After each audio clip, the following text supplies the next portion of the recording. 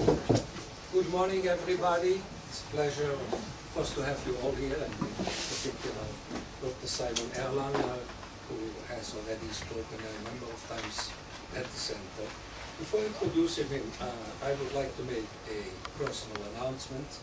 After almost 10 years as a volunteer organizer at the JCPA, today will be the last lecture I am organizing.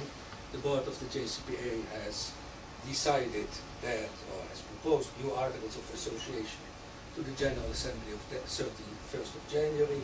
Thereafter, a member of the board of the JCPA can no longer be in charge of operational activities, and I'll then resign as chairman of the Institute for Global Jewish Affairs, which organizes these lectures, operates the intern program, publishes the Jewish Political Studies Review, Changing Jewish Communities and Post-Holocaust and Anti-Semitism. It was a pleasure to have you all here for these 10 years and hearing your comments and questions at the lecture. And I want to use this occasion to thank Chaya Hershkovitz and with her, the staff of the JCPA, who have always been extremely pleasant in all the work we needed to organize these lectures and the remainder of the Institute's program. Now to Dr. Erlanger. We know very little about Switzerland, obviously, because it's not a country which draws that much attention in the Jewish world. But in recent years there is a development where Switzerland has really become a pioneer in Europe in looking at what is commonly called the Muslim problem. How do you deal with a community which to a certain extent has integration problems and also parts of which challenge society? So we have seen in Switzerland in the last few years initiatives which you don't see anywhere else in Europe. The first one was the famous minaret referendum, and the second one was the referendum on expelling criminal foreigners. And obviously, if you live in such a society, however small Swiss Jewry is, where do you jump in these situations? People look at you as a very small community, but still as you are to a certain extent, you are an indicator of that community because of the history of the Jewish people in Europe and also even in Switzerland. So Dr. Erlanger has analyzed this problem. He is, those of you who don't know him, is a journalist, is a historian.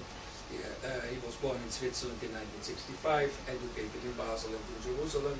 He's a former employee of the Yad Vashem archives in Jerusalem. He presently teaches Jewish history at the University of Lucerne.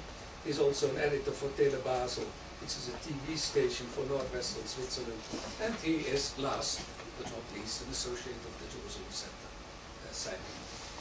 Thank you very much.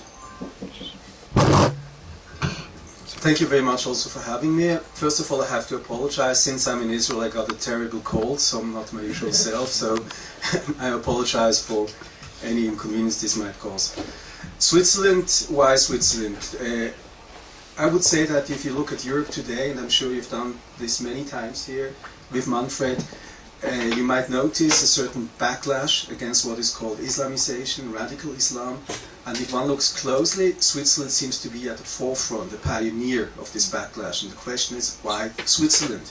Being a small country, neutral country, and also not having that much of a problem, really, if you compare to France, if you compare to Belgium, if you compare to Holland, the problem still seems to be in its infancy.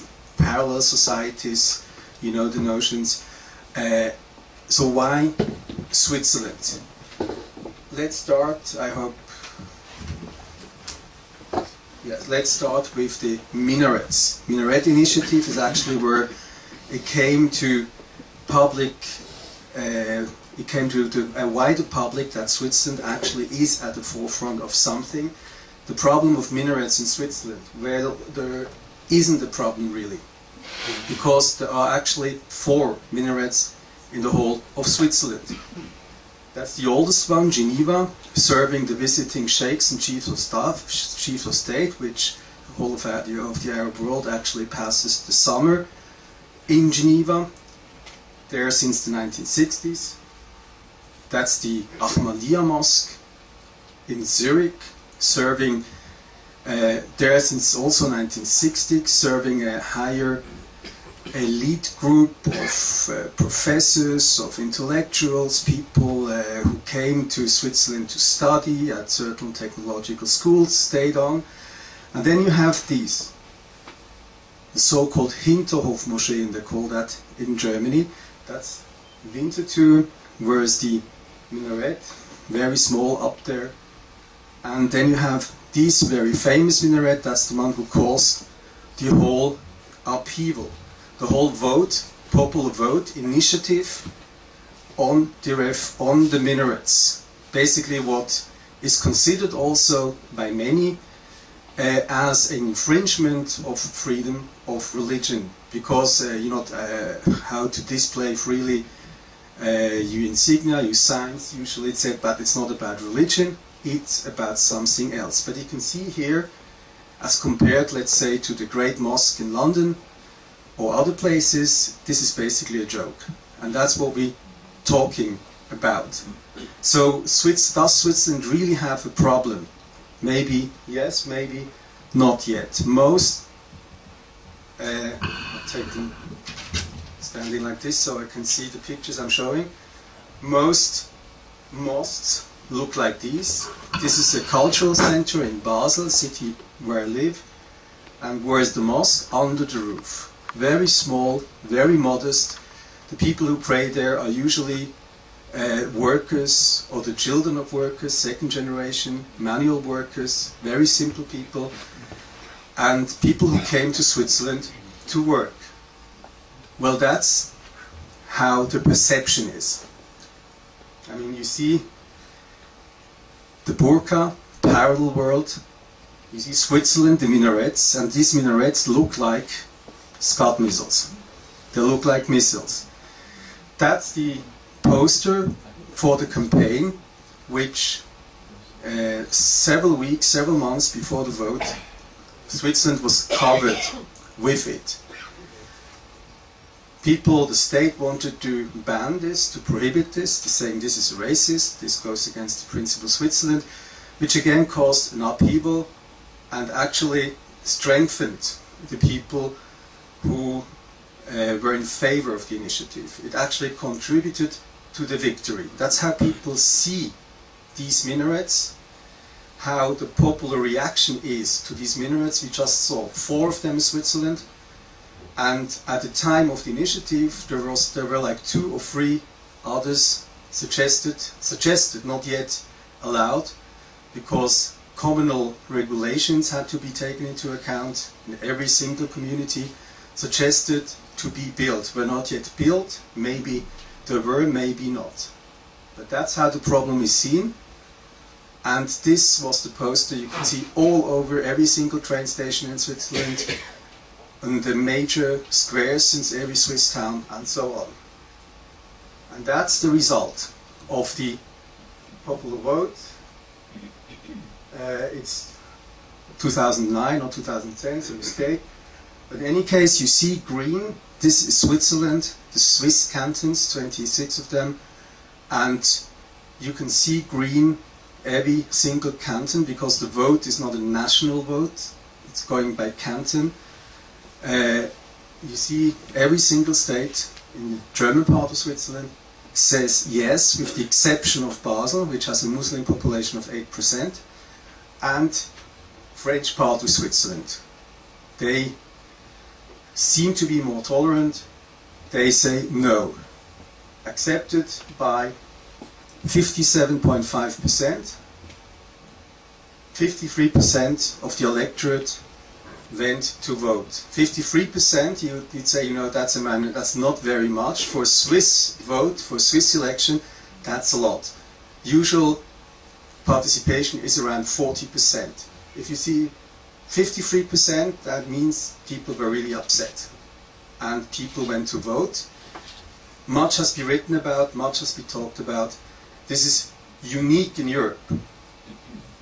You could see the reaction in Germany, you could see the reaction in France, newspapers writing against it, governments protesting against it, and then you could see the popular reaction in these countries, polls saying that actually the population thought if they could vote, they would vote exactly the same way. But still, where is the problem in Switzerland? This is a local election this year in Basel. The question was a local vote, canton of Basel, northwestern Switzerland. The question was, do we give people who live in Switzerland for 2 generations, but because of the very strict Swiss citizen laws have not yet been able to become naturalized, are they allowed on local matters, like a new school, road the streets, less taxes, more taxes? The Swiss People's Party, which we're going to hear about more, was against that. That's the poster they hung up. But you can still see what is the image here, what is the threat. And many people say, compare this to posters in Germany in the 1920s. I'm not quite sure, but still the threat is very clear here. The woman with the burqa, the guy on the left side, a little bit looking like Ahmadinejad, and the criminal on the right side. It's never said, but it is Islam. It's also not said in that minaret initiative poster. It's never said. The word Islam is never spoken out, but the pictures are very, very clear. That was the initiative Manfred referred to. Expulsion, deportation of criminals not holding Swiss passports. Criminals meaning anybody being sentenced to something. If you caught twice without the ticket in the train station, you might be a criminal. But of course also drug dealers, very dangerous criminals, violent criminals, after or even before the prison term, that they should not be allowed to stay in Switzerland anymore. This is supposed to be against European law. All of Europe was up in arms against the idea. Again, you saw the black sheep being kicked out, causing a lot of controversy, this poster. But a black sheep is a bit something abstract. Here it's more concrete. What do you see? You see somebody not looking Swiss. He looks like somebody Mediterranean, with the shasheret, the beard. The message is very clear. Who is actually meant here? Like, same message as here. So what we do have here is a clear anti-Islamic, anti-Muslim platform. Out of the Swiss prison population, 72% are foreigners. Nobody ever looked at the percentage of Muslim within the 72%, but the general population thinks that most of them, all of them, are Muslim. Why is there 72% of foreigners in Swiss prison? Because the borders are open, because lots of people from Eastern Europe go in and out. There are gangs from Slovakia, there are gangs from Romania, breaking into houses. It's not only a Muslim problem, but for the Swiss average citizen, it very much is. And here again, you see this was this year, a year after the Minaret Initiative, exactly the same picture. Exactly the same picture. And if you were asking people off the record, why are you in favor of this? Because this is going to cause Switzerland a lot of problems. This is because it contradicts international treaties. You can't just send people back to their country of origin. So at the moment they don't really know what to do. The elite, politicians, all major parties were against it. Everybody who had something to say was against it.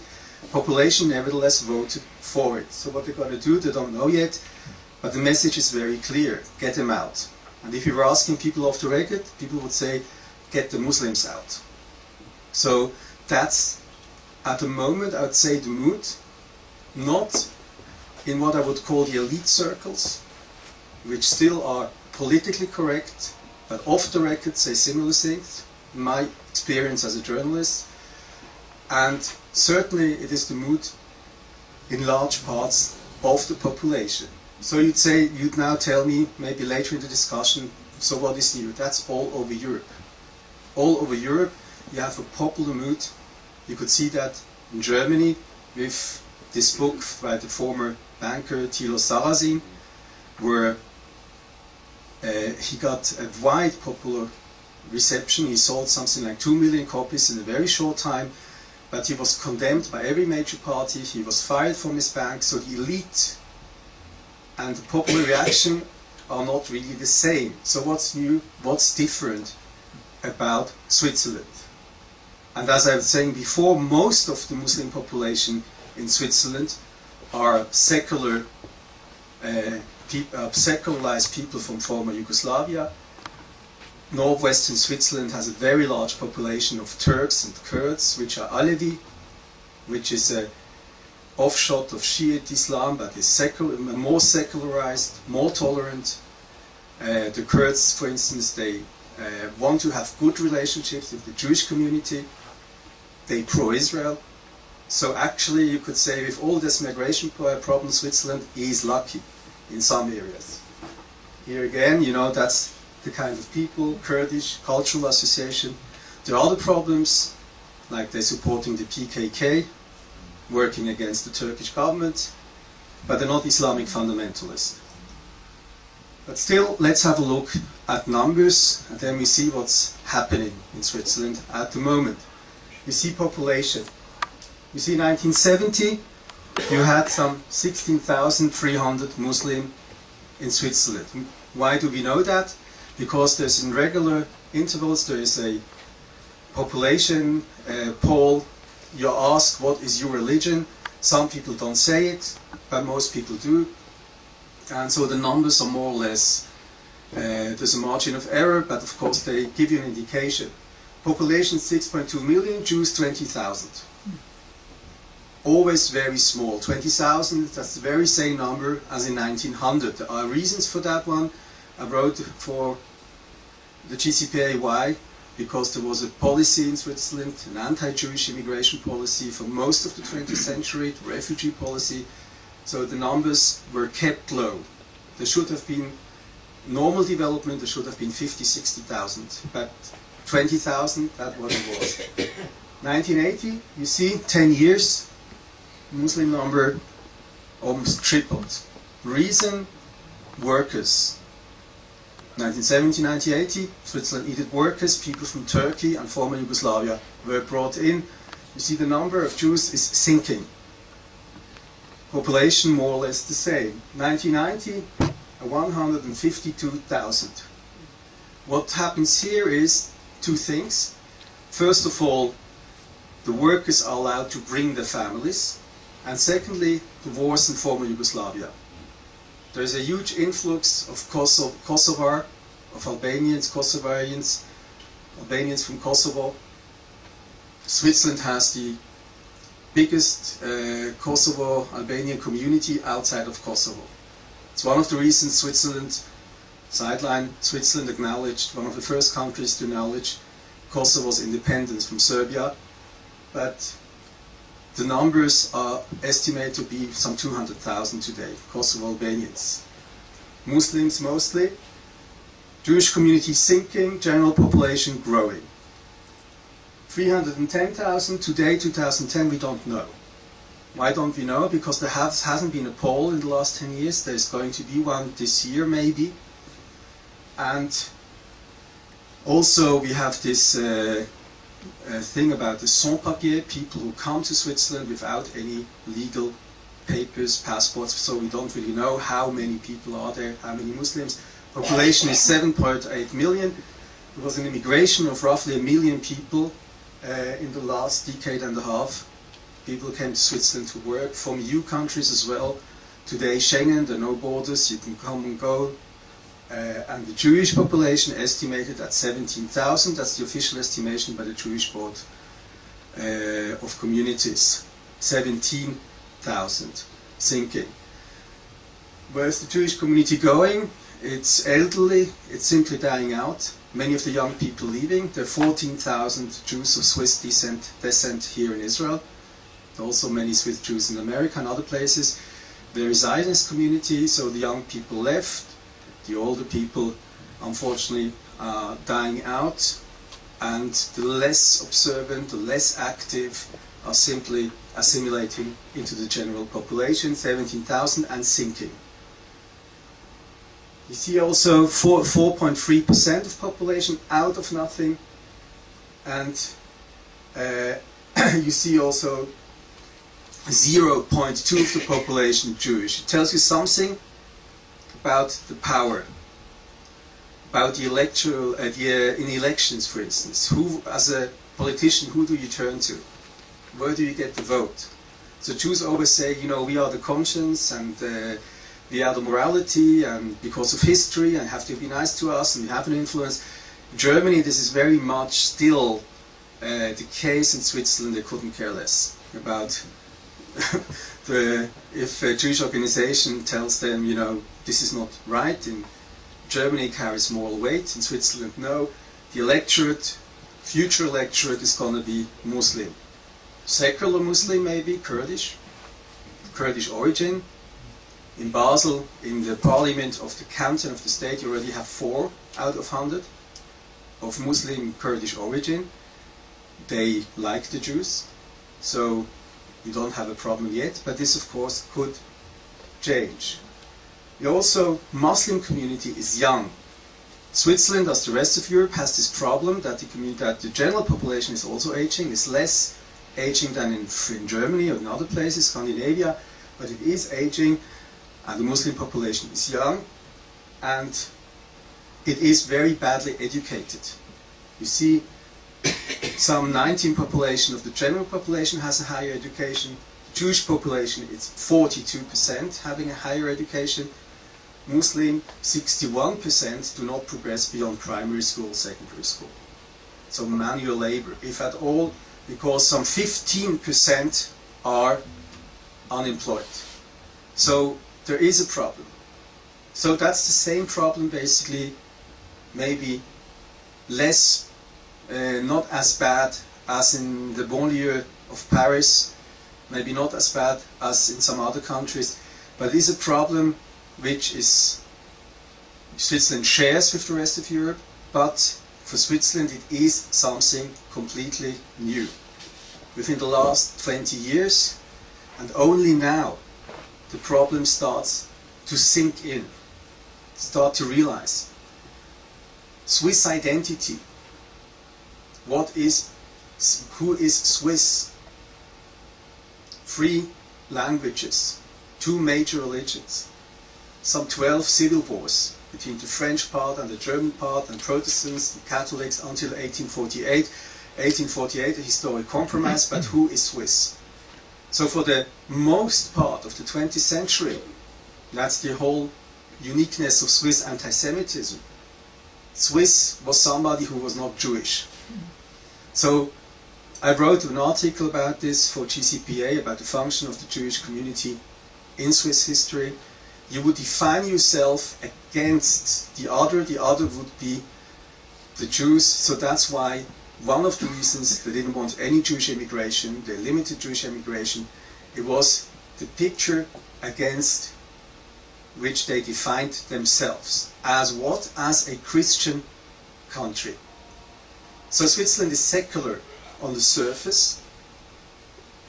Church attendance in the official church is going down, but still, if you ask people, what is the essence of Switzerland? It is Christian. The constitution starts in the name of God Almighty. Cabinet ministers have an oath on Jesus, Mary, and so on. It's still there, and now it is actually more, it comes to the forefront again. It is strengthened, this identity, because of a changing population. Who are we? Are we Muslim? Do we want to be Muslim? Do we have schools with 20% Muslim children? So what about Christmas? Do we celebrate Christmas? There have been initiatives to cancel Christmas. celebrations at schools. You'd say, okay, they're secular state schools, so what's the problem? They shouldn't have it in the first place. They had it, and we as Jewish children going to non-Jewish schools, we had to go. There's no question about that. So we tried not to go, bad, but we had to go. Now the problem is, are we going to be secular? What is secular? We are a country based on Christianity, basically. People don't know anything about Christianity. They don't know the Bible. They don't know the New Testament. It's something, I'd say, cultural. So that's incidents, small incidents, which reinforce the mood of being under threat, changing society, changing cultural perception. It's a case from Basel. I actually know this guy. He became a national celebrity. He's second generation Turkish. He was completely secular. He had criminal records, beating up people in the inner city. And we would say Chazar b'tshuva. And now he has a purpose in his life. I mean, it's good for him. He's not beating up people anymore. He's founded the family. He's got 3 daughters. He's got a job. Everything's fine. Problem is, he's walking around Switzerland like that. His wife doesn't know any German. He brought her from Turkey. He speaks Swiss German perfectly, better than I do.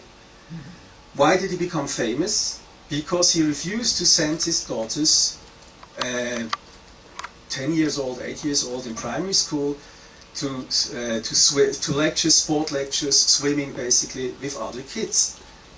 Boys and girls together, co-education, he can't do that, was a big issue. How many cases do we have like that? In the whole of northwestern Switzerland, which I know best, some 20 to 30. It's not really a problem. Did we have cases like that with the Jewish community? Yes. Like 20, 30 years ago, Haredim, there was a huge Haredi community and it has become small. Still in Zurich is a large Haredi community. They're also not going to co-ed. So what was the solution? So they don't go. And there were even classes in some high schools, girls and boys separated because of the Haredi. One class in Basel wasn't a problem. Freedom of religion, they don't want to go, they don't go. Here it's an issue. It's an issue which makes the headlines, national headlines. It's an issue where this guy has to go to court. He's fined. Somebody comes and says, you know, I'm in favor of freedom of religion, I pay his fine. Again, it's a national issue. The story hasn't ended yet. It goes from the regional court, it will end up in the Supreme Court. Actually a non-issue. So what's the issue? The issue, of course, is not that he doesn't send his daughters to swim, freedom of religion. The issue is Islam. What we did see before, being under threat, feeling threatened, and answering to that. That's 2006. Also a picture which we've seen in other places. I've seen from Paris, from Marseille.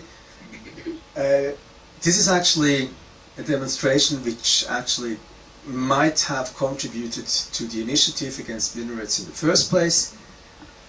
It is 2006. It's a demonstration against the Danish cartoons, Muhammad cartoons. It's in front of Parliament.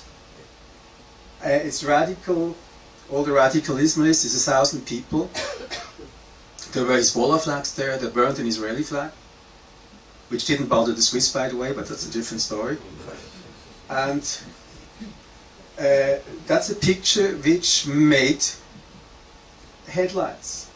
Because that's, I mean, if you stay on the fringe, if you, like the Haredim in Zurich, keep to themselves, no problem. But if you go on the central square, in the front of the center of power of politics, these people already feel threatened.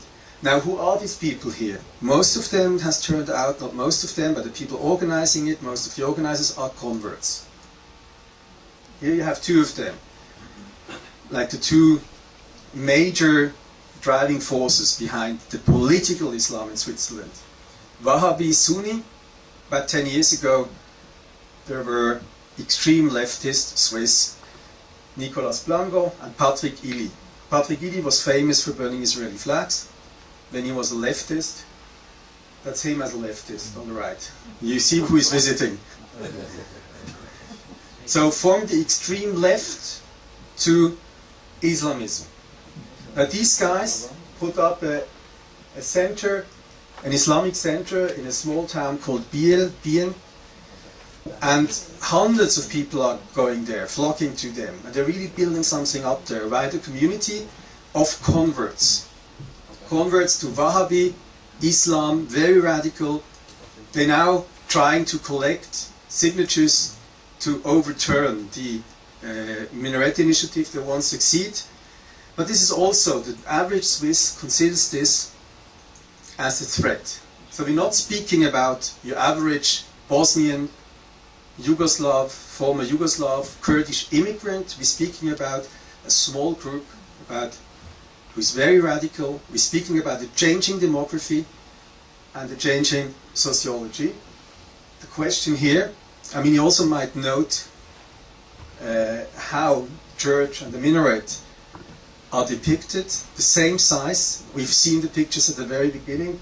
The minaret on the left is actually a joke. It's like 2 meters. So the church tower is in no danger of being overshadowed. But still, that's how people see it at the moment. So you might well ask me, what's new? New, what makes Switzerland different from all other places is this picture here. The community, Swiss communities. Switzerland is a network of more than 1,000 largely independent small communities. Your identity is local. If you want to be Swiss, of course there are federal laws, but what makes you Swiss is when you go to live in one of these places. Let's say Allschwil close to Basel. You have to live there for 10 years, and then the community decides. The community is a small community. People will sit in a room like that. You have to come in and say, you know, I am, and I want to become Swiss, and then you vote in my presence. So I see who wants me in the community, who doesn't want me in the community. Bigger communities, it's a vote where people get sent letters home. What I'm trying to say is, these local units, they actually make Swiss politics. Identity is local. Even acceptance of outsiders is local. If you accept it into the community as well, it's a bit like trying to settle down in Arad. If you accept it or not. And politics, all of the politics is local in these communities. The election in these communities, every single community has a council. You're elected to that council, and so on. The larger community is the canton. Canton, you have 26 cantons. Every single one of these cantons has an independent, is semi-independent, used to be fully independent. You have 26 educational systems, only now they're trying to unite them. You have 26 different court systems. So if you put the trial in Zurich and in Basel, that's not the same thing. And you have 26 justice systems. You used to have 26 different currencies. Only in the beginning of the 20th century they united them. The Swiss franc, the famous Swiss franc, something relatively new in Swiss history. So 26 of them, every single one of them with a constitution, every single one of them with a parliament. All parliaments are different. Every single one of them with its own party system, which are different. If you are liberal in the Liberal Party in Zurich and the Liberal Party in Basel, it's not the same. Why is this important? Swiss political system goes from bottom up. You as a citizen can have a lot of influence. Your mood, your opinion, your prejudice actually are felt and you can make policy, change the country. You see here some of the arms, coat of arms. Each one of these regions has its own distinct history. Some of them used to fight wars against each other. Actually, the canton of Zurich and the canton of St. Gall only concluded a peace treaty in 2005 because of a war they had in 1709. It was about giving back books the people from Zurich looted from the St. Gall libraries in the 18th century. That's Switzerland. But it shows a strong regional identity. Very complicated national system, I won't go into depth, like parliament, 2 chambers. It's built on the American system. In 1847, America actually paid for it at the beginning. America built Swiss parliament. 2 systems like the Senate, like the House of, like the Congress. And important is the great thing, population. Every 4 years there's an election, there's going to be election year now, but you have referendum and initiative. Every single thing this government decides, you can collect 100,000 votes, 100,000 signatures, very easy, not very easy, but rather easy on a population of 7.8 million, and then there's a national vote. Or if the government decides something you don't like, you can have a referendum, it's 50,000 votes. So actually Swiss people go to the polls every like 4 or 5 times a year on national items. And this is very badly done in this drawing. You see that 20 cantons and 6 half cantons, also a different category, with own constitutions. You also go to the polls to vote on local or regional matters. And then you go to the poll and vote in the Gemeinde. So you all the time, you vote. It's not like in Israel, maybe, every 4 years maybe. So that's so what's the major difference, I'd say, and we can discuss this later, between Switzerland and everywhere else, is that in Switzerland the population actually has an influence. Meaning, if there is a problem, there is not a problem, if the population feels that there is a problem, if they look at the numbers we just looked at, if they see people like Ili on the streets, if they see a demonstration like that before House of Parliament, they're actually going to do something about it. I'd say Switzerland, the popular reaction is not much different from the popular reaction in Germany, in France, but there people can't do anything about it because you're having centralized system in France, a partly centralized system in Germany, in other places. The elites actually, with their own agenda, decide where to go and what to do. Now if you look at the Swiss elite, they're not much different from the European counterparts. Like they also would not like to see this. The Swiss business world is afraid of the reaction to the Arab world. What might they do? The Swiss banks, the Swiss industry, exporting to the Gulf region. Exports might be hurt. So they're against this kind of political reaction. The liberal, left liberal political elite, they're out of political correctness or other deliberation, or because sincerely they fear for a tolerant society, for a multicultural society, for a liberal society. They're against this, like everywhere else. But population with this kind of system, community, canton, initiative, referendum, they can actually overvote, they can have their own will against the elites. That's also an example where the Swiss electorate, Swiss citizens, have their own will. Swiss elites would have liked to join the EU a long time ago, to give up independence to certain certain aspects of independence and integrate into a wider European market, give up the franc. Social Democrats speak about giving up the franc for like 10 years. But Swiss population never wanted. If you go in a platform giving up sovereignty, joining the EU, you have no chance of winning an election. Not only national, but maybe things can be manipulated on the spot of the moment, but also locally, where I know you. I know you when you go to Bern, when you go into the canton to represent me. So Switzerland not part of Europe.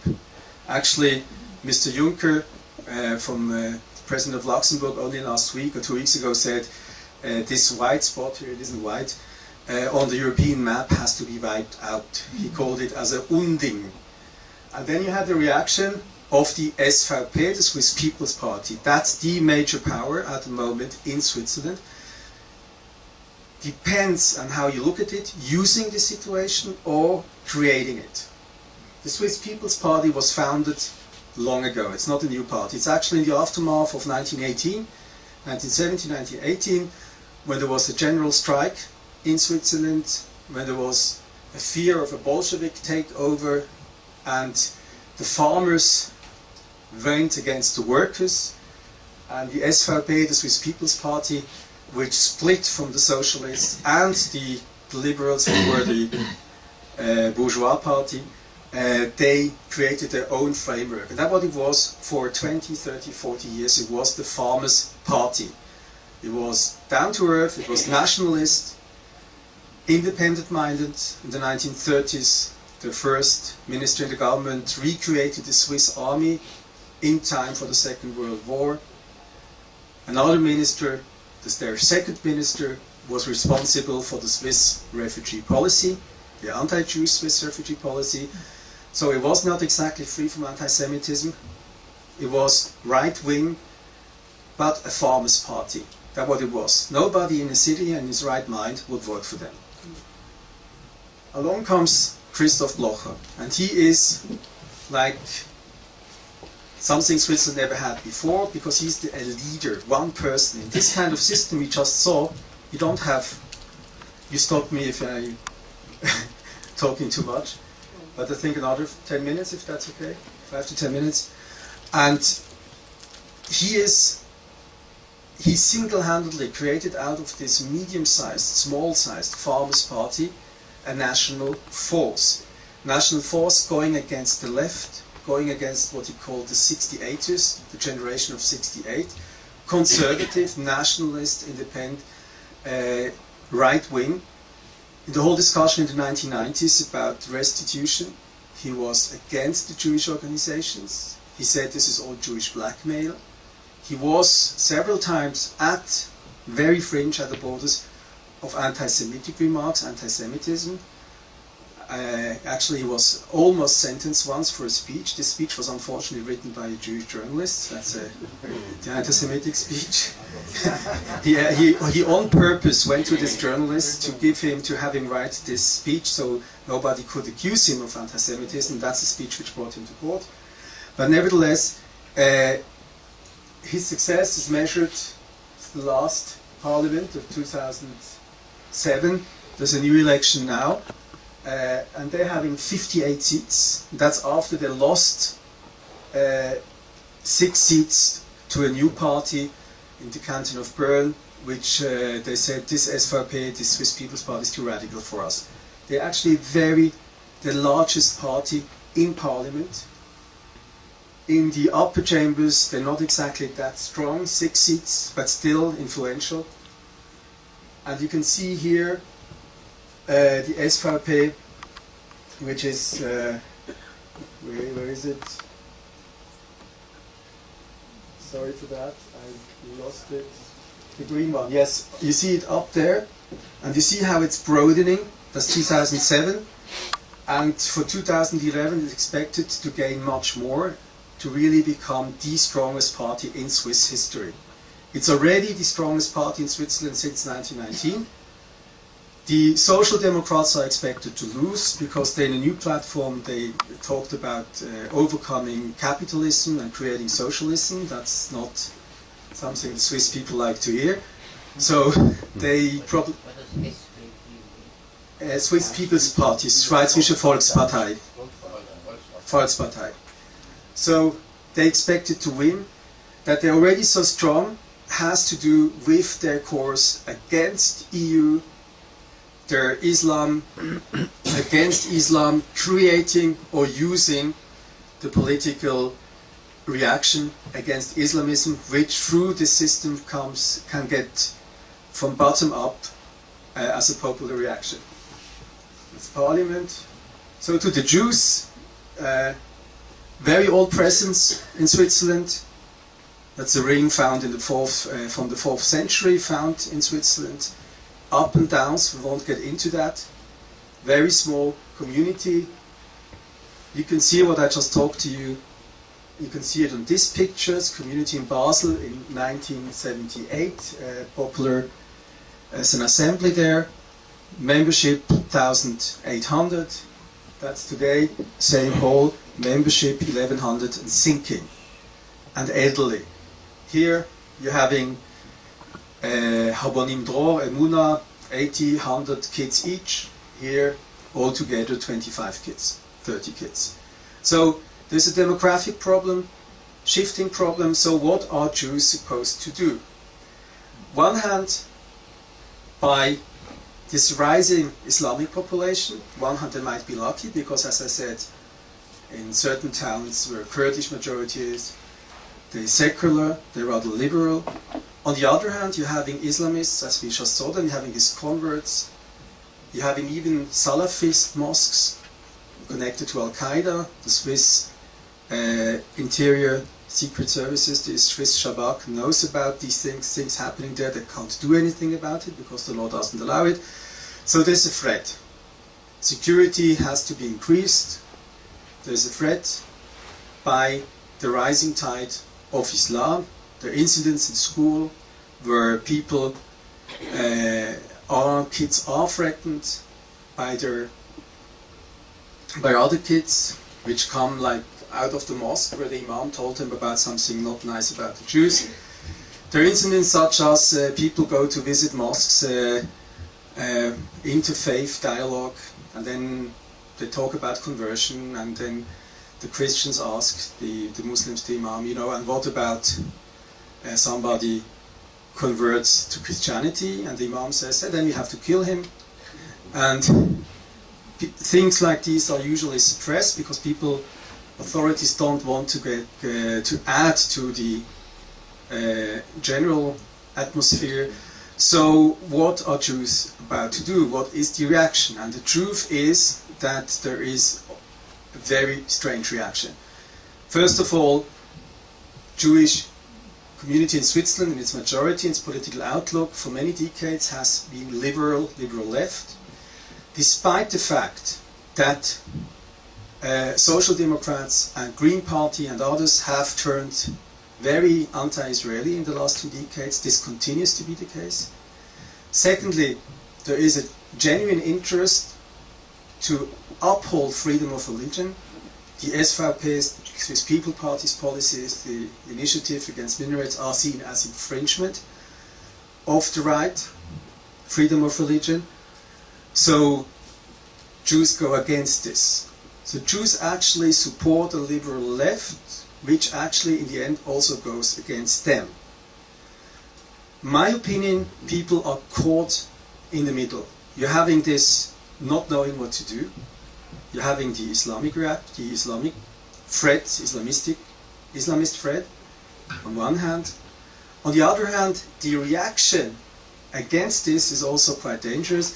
Immediately following the initiative against the minarets, there were calls to cancel Jewish graveyards, because if we don't allow minarets to the Muslims, no special treatment for Muslims, so why for the Jews? Let's cancel Jewish graveyards. The Green Party on its platform went against female circumcision with Muslims and also said if we're going to prohibit that, we also have to prohibit male circumcision with the Jews. Other things are on a more basic level, like you're a student, your exam is on Shabbat or on Yom Kippur, so what do? Usually no problem, you could get Moed Sheni, you could defer the exam. These days you can't, because if we're going to defer the exam for you, we would have to do it for the Muslims in Ramadan. So people are kind of stuck in the middle and don't know how to react in this situation. Interesting enough, and this is also a general European phenomenon, the right, the people of the Swiss People's Party, people more to the right, have become, in the last 10 years, very much pro-Israel. The same people who in the 1990s were actually quite openly anti-Semitic. These days they are openly pro-Israel. There is a In the Swiss Parliament, a couple of years ago, there was a Freundschaftsgesellschaft, a friendship society founded, Swiss Parliament, Knesset. The 60 members there, 49 are from the SVP, and a few others are from the EDU, that's an evangelical party, more to the right of the SVP. Social Democrats have one person in there. So that's the friends Israel has. Anti-Islamic, but the Jews keep their distance because of history. Because in the 1990s these people were anti-Semitic, and as I said, their second government minister was the man responsible for the Swiss refugee policy. So the Jewish community, a shrinking community, a declining community, at the moment does not know what to do. It opposes all these initiatives, which puts them on the left liberal side of the political map. If you speak with people off the record, they say, you know, actually it's a good thing, so the Muslims will a bit maybe deterred, but they don't know what to do. Now I'm stopping because I've been talking too long, and thank you very much for your attention. Take questions. Rabbi Malmer, please leave.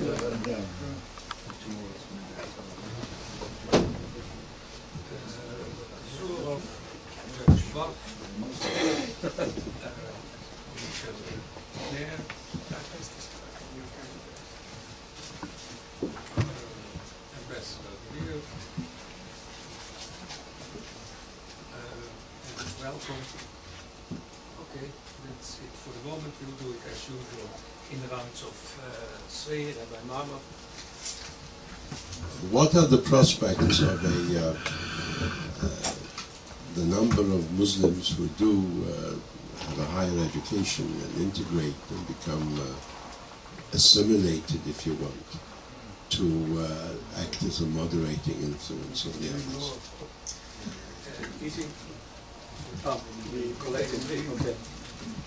Thank you for a very interesting insight. I would like to submit to you an overview of the lessons that we can learn from this, and I'd like to have your comments because I'm doing this as a dialogue. I think that what you have demonstrated to us is that Switzerland is a microcosm of Europe, and that in that context, Switzerland, the lessons that we can learn from what is happening there apply on a much broader level. And let me illustrate this. The overall position of Swiss citizens is one of hostility to Jews. It goes back a long time. Anti-Semitism, I recollect, particularly during the period of the Swiss affair, what came out there, what happened during the Shoah, showed that the Swiss people are hardly philo-Semites. But the outcome of this has been, I think clearly, that multiculturalism on a lower level is extremely out of place. That there is a rejection of multiculturalism which has not really impacted on the higher levels. You have that in terms of anti-Semitism throughout all of Europe. Anti-Semitism is much heavier, as is anti-Islamic fever, right through Europe, on a lower level than on governments that want to protect themselves. And the Jewish communities, in this particular context, all over the world, in Europe, all over Europe, are in the same difficult dilemma, because their allies that are emerging and are supporting anti-Islamic elements are the people that they regard as a threat. Yet, like lemmings, they identify themselves with people who will ultimately destroy and devour them if they come into power, even though they may be favourable towards Israel. The outcome of this, the final outcome, and my final conclusion out of this is, the future of European Jewry is doomed, because irrespective of where they go, they can't win. Very provocative, I'm asking you to respond to it.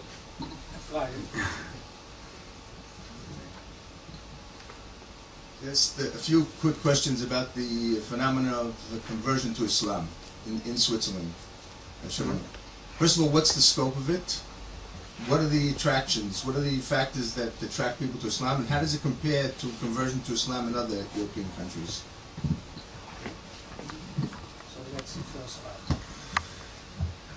of the prospect of integration, this varies, I think, according to where people come from. I think that Bosnian Muslims coming, like say from Sarajevo, middle class, secularized, they have a very good prospect of integrating. From Anatolia, from other places, very bad. And of course, the saying always goes, if you educate people in Switzerland, if you give them a Swiss education, they speak Swiss, things should be easier. This is partly the case. I work with people, second, third generation, at the television station I work. You couldn't tell any difference. But of course, you also have, as in other European countries, that exactly this second, third generation, which is losing its roots and is not really accepted into a Swiss society, in a European society, is José Bichuval, looks for answers somewhere else in radical lifestyles, in radical opinion. So I think we cannot yet say what really is going to happen, but it is for Switzerland in general is going to be decisive, because we're speaking about, in the large urban centers, we're speaking about a large part of the young people today.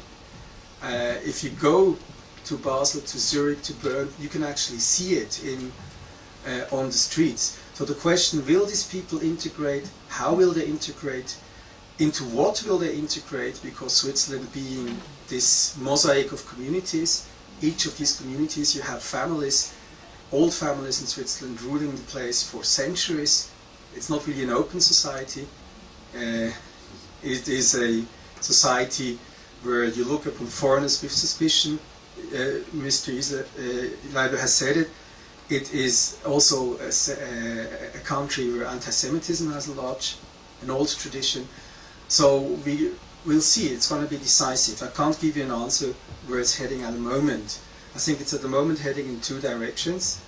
But as to numbers, nobody actually looked into that. There are no polls, there's no research where things are heading. At the moment we are in the age of populism. We take incidents and we make national headlines to influence the political moods. But like scientific research, who we're talking about, what are the developments, it's not yet done.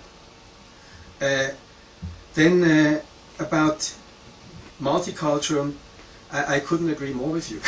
I think that's exactly the dilemma. I don't think it's provocative. I think it's an accurate description of what is happening. Multiculturalism is out. It probably died. I mean, you look at Europe before the Second World War. Look at what it could have been. There wouldn't have been a Shoah. Look at it today. Maybe the crisis is not now. It's been in the 1920s and the 1930s, and we are only now actually starting to have the consequences in real. But I think I agree, multiculturalism is out. What we do have, we have these dilemmas. And I also agree with you, the Jewish community in Europe, for demographic reasons, but also for political reasons, is in big trouble.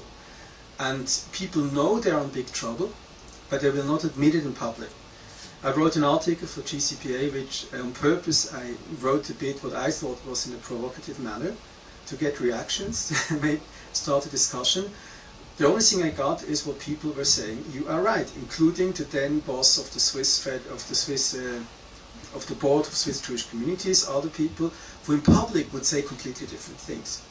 So people are aware that the situation is not good, but they're not able to cope with it. They're politically too weak in Switzerland, they demographically getting weaker, and the problem is really one of being caught into between of a growing young bloc, and between two, how do you see, my English, I'm losing my English because of my cold, I'm sorry for that. In society, between two blocks in society, they're stuck in between. So they don't have an answer to that, in my opinion. And that's lots of people now, also not in public, and people I've talked to speaking about leaving. So they say maybe it's another generation, maybe not, but the mood of no future is really there.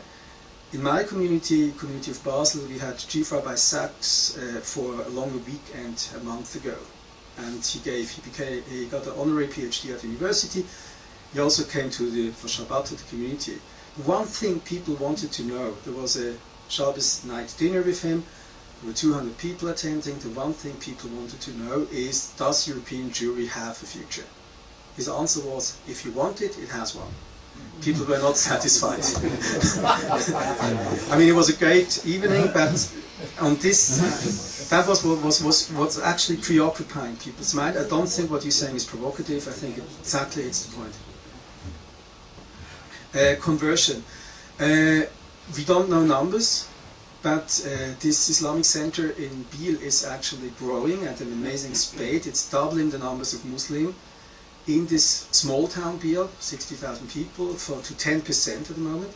So it's a massive phenomenon. Many people are converting, as in Germany, other places, especially also young women converting, which is interesting because the Ma'amat Ha'isha is not really the same as they used to. But I think what we're actually seeing now is that people looking for purpose in life, for a sense, in a society, consumer society, where families have become weaker, where church communities have become weaker. So we're seeing conversions. On the other side of the spectrum, what we also do see, and maybe it's the same thing, we see a massive growth of evangelical movements, American-style evangelical movements, very young, very large, growing at an amazing speed. So I think a minority, but still a large minority, is converting to Islam, and a lot of people are getting more Christian in an evangelical way. For the Jewish community, there's also a two-sided thing. On one hand, they love Israel. They're walking around with Israeli flags. I remember there was an assembly in one of the major soccer stadiums, 30,000 people all waving Israeli flags, which actually one hand was nice. On the other hand, of course, they're missionary. They don't know anything about what happened in the church in the last 40, 50 years.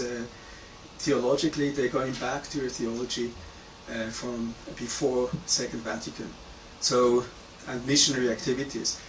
Interesting at the moment is they're now missionizing each other. Doesn't matter to them, they're not Catholics. They're not, yeah, but influences them.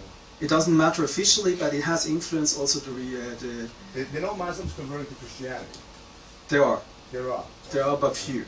There are but few. But the moment they're missionizing each other, that's it. Comes at it. Okay, second round, Jeff Schwab, and then Jean-Michel. Well, first of all, I cannot ignore the preliminary statement made by our chairman, Mr. We're very sorry to hear that you're leaving this particular post. I still didn't quite understand why it was necessary, but I want to express our appreciation for all the great work that you did during these 10 years that you were in this office. And I hope you stay in contact.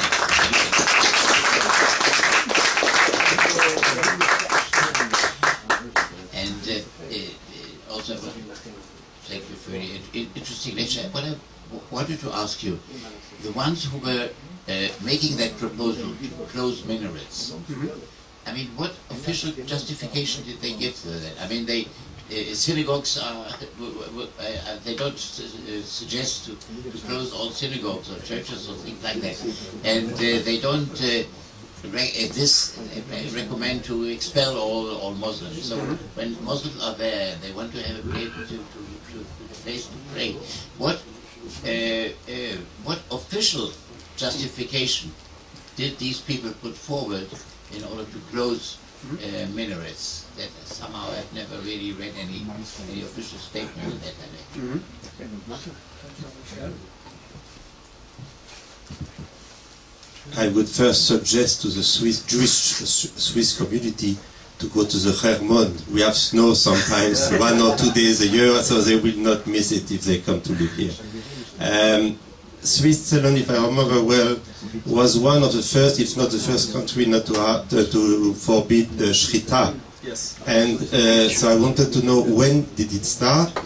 did the Jewish community do anything about it? And how now is the situation with the halal, when we see in France commercialization of halal in every place, everywhere? How does it go in Switzerland? Final one of this round, a former ambassador in Switzerland.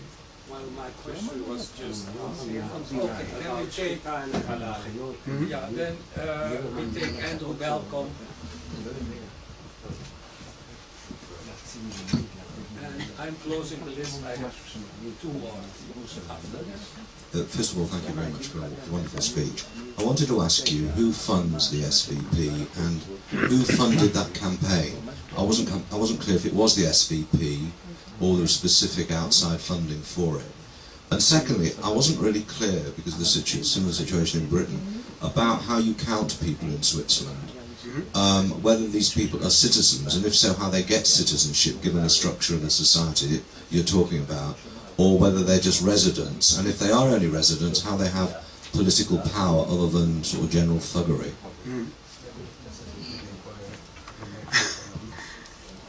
Yeah, that's okay. The justification for the minaret. So this was started locally. One morning people get up, and in the community, the Gemeinde, they see eine Baupublikation. If you want to build something, you want to build a new villa, you want to add the story, you have to go to the community. It has to be publicized in local newspapers or whatever way. So people on local can, if they oppose it, they can say, I oppose it. And this and these grounds, and then the council decides about it. That's how it started. People saw a minaret. So why did they oppose it? Because they didn't want it. Because they said this is a Christian place. At the same time, interesting enough, in the same community, there was a Sikh temple being built. Huge thing. Nobody opposed it. People thought this is very nice, this looks great. So this is good for tourism. But small minaret, people opposed it. The reason being they don't want Islam. Why? Because in this very spot, it's Swiss People's Party, and it is this even more to the right evangelical party, EDU, evangelical party, who is strongly anti-Muslim. But this was never said in public. What people said is, this destroys the picture of the village, and we are, what would be, this is against building laws. It's always building laws. So when people said, you know, please, this is a joke, building laws, they were saying, okay, it is not building laws, but we just don't want it. It's against, it's politically motivated, because you're speaking about infringement of religion, but the minaret is a political symbol. So the official justification for it, given all during the campaign, was this is a political symbol of political Islam. So when people were saying, but people are here, they need a place to worship. So these people were saying, they don't, yeah, we agree, they need a place to worship, but they don't need a minaret. We don't want minarets. It's a political symbol, we don't want to have it. It started locally as a popular reaction. Very small group of people, some 5, 6 or 10.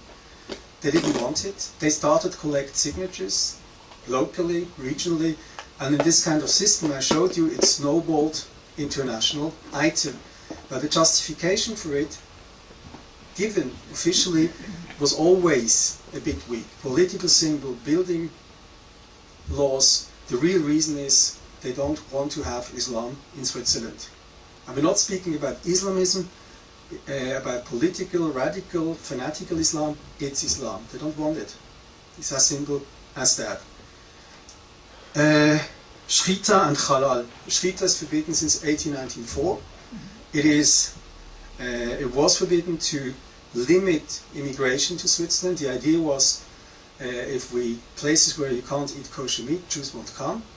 It was the time when people from Eastern Europe went to the West, and this law was upkept. It's still on the books today. It was in the Constitution, it was taken out of the Constitution. The official justification was protection of animal rights. It's still around. The Jews fought it. The Swiss Board of Jewish Communities was actually founded to fight it. They did not succeed, not at all.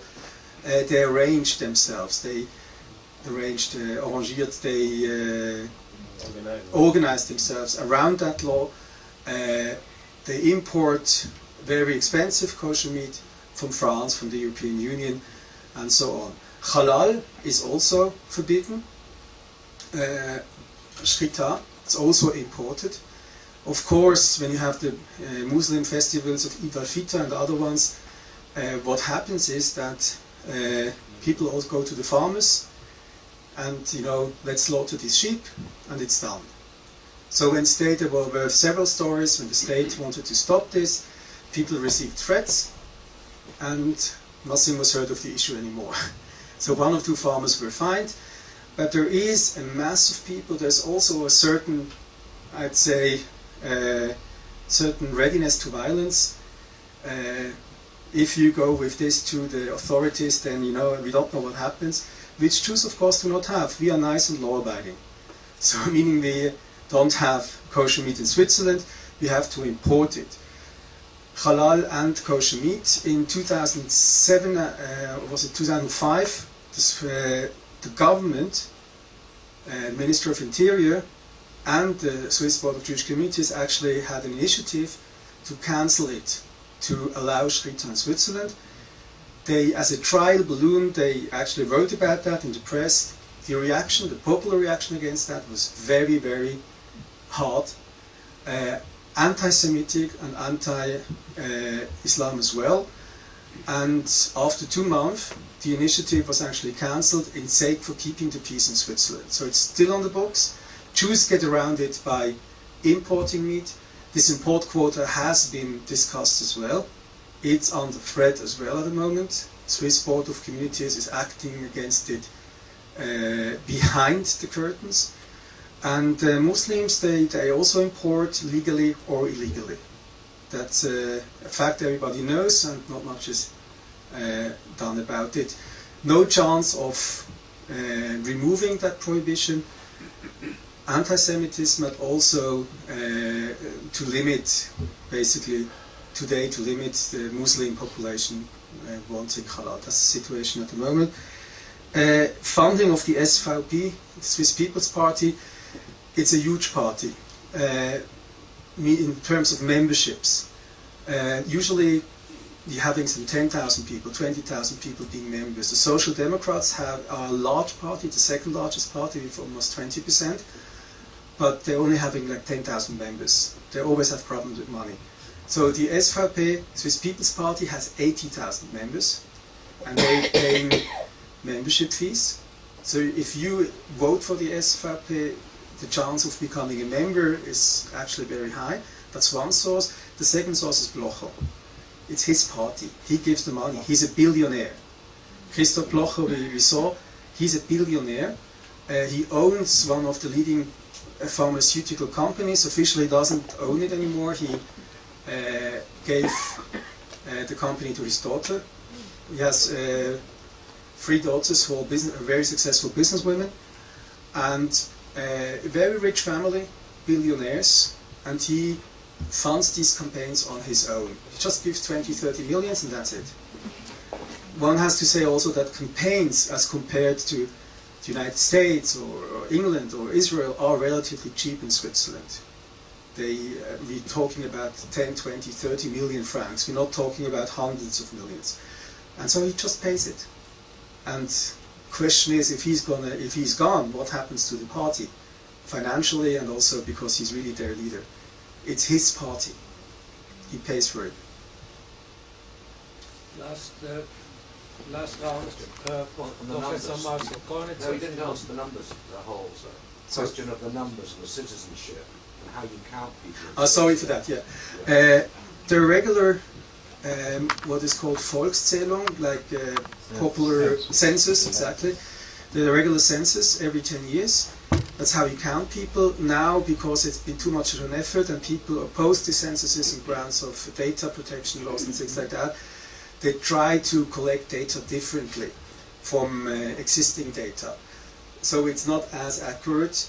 It hasn't been done for 10 years, but there is a regular census. Also, in the United States and in Britain, you don't have identity cards like you have in Israel. You also have in Switzerland. You go to Switzerland, you have to be registered with the authorities. You receive an identity card. 22% of the population are residents without voting rights. They don't have the right to vote or to be elected. The rest of them are Swiss. Roughly 1 million has been naturalized. There is 33%, roughly a third of the Swiss population, which is of foreign origin. It's an immigration country. Switzerland doesn't look at itself as such, but it is to be counted amongst Australia, Canada as one of the leading immigration countries in the world, despite the fact that it doesn't like foreigners. It's a bit of a schizophrenia. It's 22%, the foreign population is 22%. You go to Germany, you go to France, you don't have numbers like that. And they can vote. You have to be a No, citizen. they can't. You have to be a citizen to be able to vote. Okay. The last round, Professor Marcel Kornitzer, remind me your name. Yeah? Yes, sir. Jacques Unger. Okay, so first, Marcel. Thank you for this very interesting demonstration.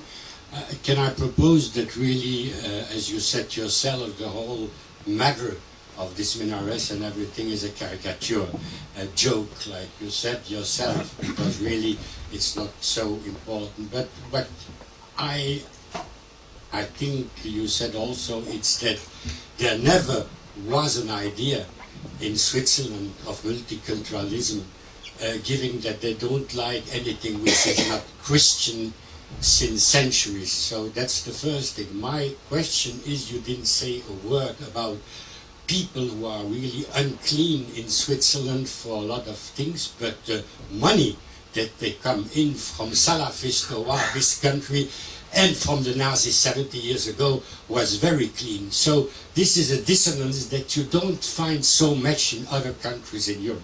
So for me, this is a huge difference between Switzerland and other countries. Okay, final question. Usually history shows us that when a community or a minority is in danger, feels threatened, they emigrate. Do we see such a thing now, as you say, that the Swiss Jewish community is gradually dying out?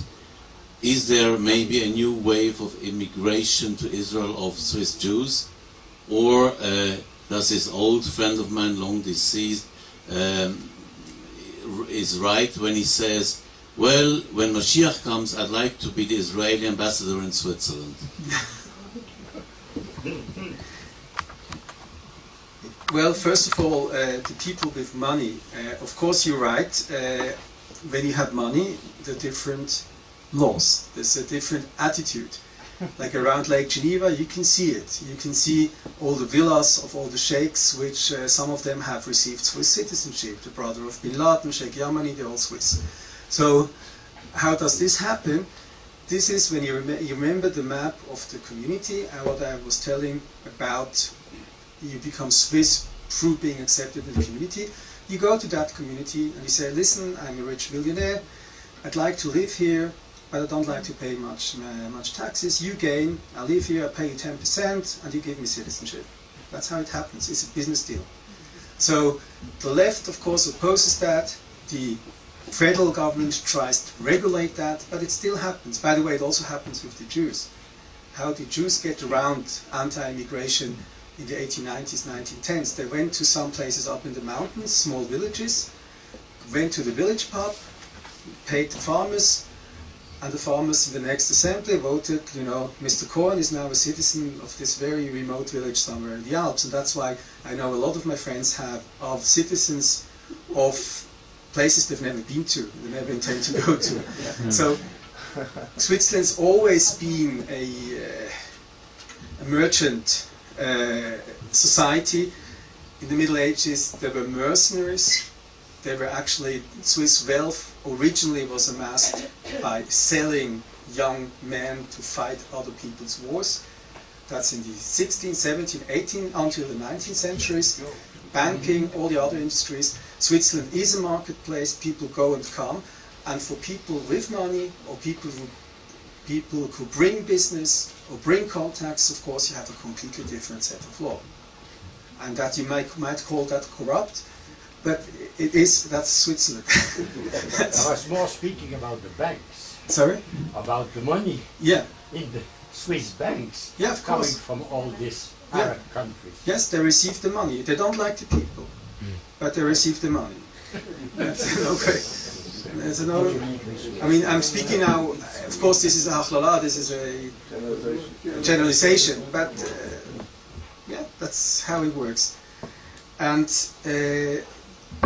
Jean Hungar's question about do I see more emigration at the moment? I think Switzerland always has had a large percentage of emigration, so I don't know the numbers.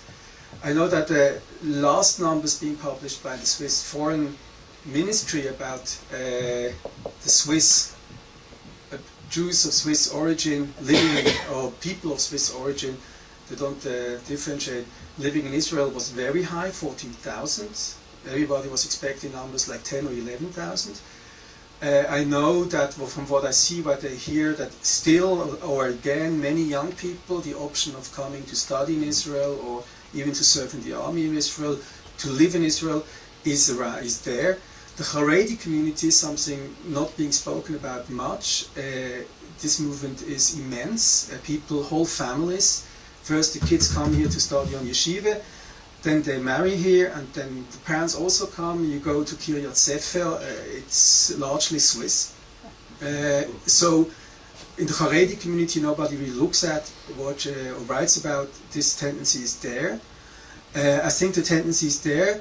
I'm not quite sure if this is a mass immigration. I think people who are less observant or less active in community have become more distant to Israel, like in the United States, same development, and trying to fit in, are trying to adapt, are trying to assimilate away. So we're having, I think there's two movements. People are emigrating, mostly the younger people, the more active people, which weakens the communities staying behind, which maybe is a good thing for Israel, but it weakens the communities. And secondly, you're having the people who the communities could rely upon to be there, to pay the bills. The people didn't come to synagogue, were not as active, they are assimilating away. And there's not much in between, and that's really threatening the communities. And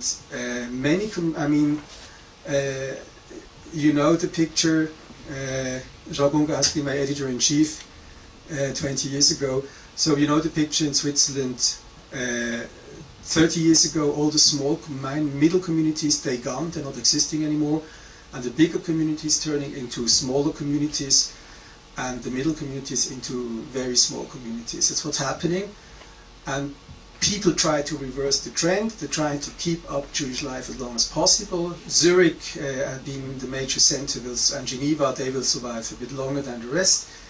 But as Mr. Lieber, I'm pessimistic. Or maybe optimistic for Israel. On this happy note, thank you very much.